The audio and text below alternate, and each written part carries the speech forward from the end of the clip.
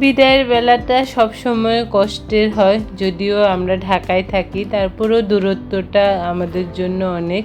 তো Bangladeshi blogger বেনুস family থেকে বেনু বলছি। কেমন আছেন সবাই? বাড়িতে দিন শেষ, এখন ঢাকার উদ্দেশ্যে রওনা হচ্ছি, সেই ব্যস্ত সময় শহর। তো সবাই আমাদেরকে বিদায় দেওয়ার জন্য দাঁড়িয়েছিল, আবার আসবো খুব তাড়াতাড়ি। বাট বাড়িতে অনেক গরম ছিল, তারপরেও ভালো লাগছিল।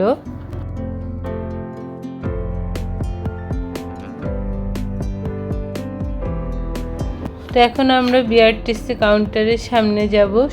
এবার বাড়িতে 3 দিন ছিলাম, 3 দিনই পর অনুষ্ঠান ছিল, ধর্মীয় অনুষ্ঠান। তাই সব জায়গায় গেট, বিভিন্ন ধরনের অকেশনের ডিজাইনারগুলো দেখা যায়।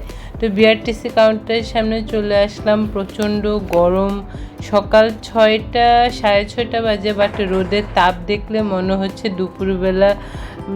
দুপুর 12টা 1টা বাজে। তো আমরা গাড়িতে উঠে গিয়েছে, গাড়ি ছেড়ে দিয়েছে। মাম্মামের মন খারাপ ছিল, বরাবরই মন খারাপ, মামার বাড়ি থেকে সে চলে যায়, তাই সবসময় তার মন খারাপ। বাট ওর বাবা ওকে অনেক সময় দেয়, এই সময়টুকু সবসময় খুব সময় দেয়।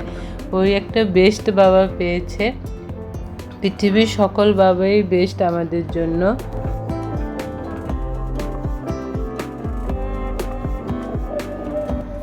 এখন আমরা হাইওয়ে রোডে উঠবো, এখনও গরিবপুর আছি, বাট লাল ফুলগুলো দেখে খুব ভালো লাগছিল।